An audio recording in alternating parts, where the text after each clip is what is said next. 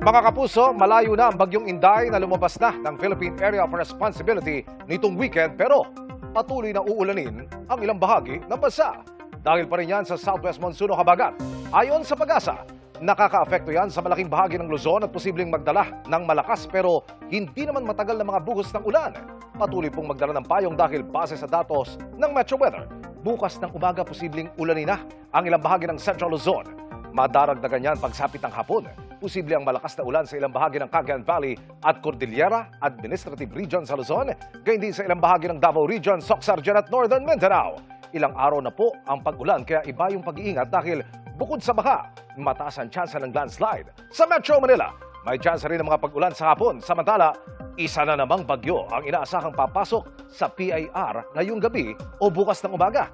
Yan po ang Tropical Depression Haishep na tatawagin sa local name na bagyong Josie.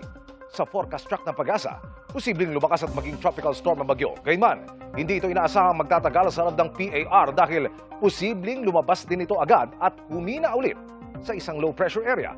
Hindi rin ito nakikitang makaka-apekto sa lagay ng panahon sa bansa. Patuloy pong tumutok sa updates.